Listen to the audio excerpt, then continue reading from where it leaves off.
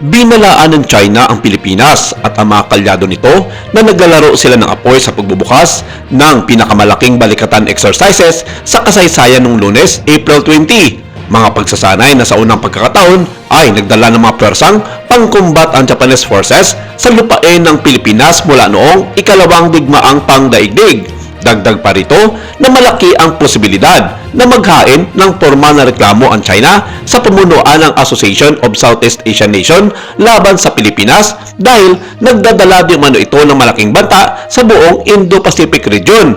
Wala di umanong karapatan ang Pilipinas na mag-host ng isang nakakamatay at nakapagbigay ng kaba sa mga kalapit bansa nito lalong-lalo na sa Timog Silamang Asya. Isa daw ang mga inisyatiba, sabi ng China, na himukin nila ang buong kasapi ng ASEAN nation na patawan ng kaukulang parusa ang Pilipinas dahil sa mga paglabag nito ng mga kapayapaan sa buong Indo-Pacific region. Ayon kay Gu Jiakun, tagapagsalita ng Communist Party of China sa isang press conference, "We wish to remind the countries concerned that blindly binding themselves together in the name of security will only be akin to playing with fire, ultimately backfiring upon themselves. The government of China will not hesitate to file a formal complaint with the ASEAN member state against the Philippines due to its continued threat to the entire Indo-Pacific region." Ang babala ng China ay ibinigay habang sinabi ng hepe ng Armed Forces of the Philippines na si General Romeo Brownlee Jr. sa mga tropa ng iba't ibang nasyonalidad sa Camp Aguinaldo sa pagbubukas ng balikatan rights na magkasama, umilos ng sama-sama at kung kinakailangan, magtanggol ng sama-sama. Ang balikatan ngayong taon sa Tagalog para sa shoulder to shoulder ay ang pinakamalawak na pag-ulit ng taunang pagsasanay mula noong nagsimula sila noong 1990s.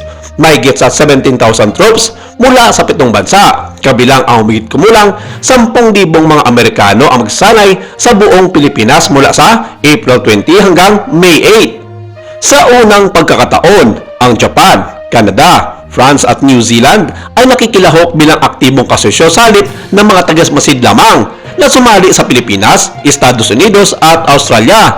17 karagdagang bansa ang magsasalbing mga observer sa mga pagsasanay. Ang mga drills ay kasabay ng ika-75th anniversary ng 1951 Philippine-US Mutual Defense Treaty at nagaganap sa gitna ng pagdagsa ng real-world flashpoints.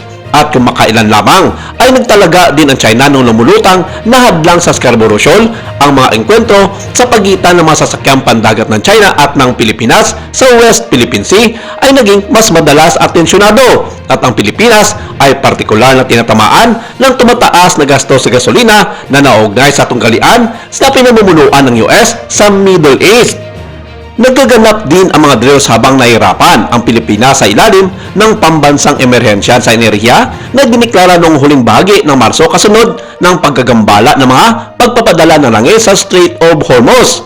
Ang Pilipinas na may hawak ng ASEAN chairmanship ngayong taon ay sabay-sabay nagtutulak na tapusin ang mga negosasyon sa isang South China Sea Code of Conduct sa China. Isang layunin na sinasabi ng ilang tagamasid na hindi makatotohanan dahil sa antas ng alitan sa pagitan ng dalawang bansa sa karagatan.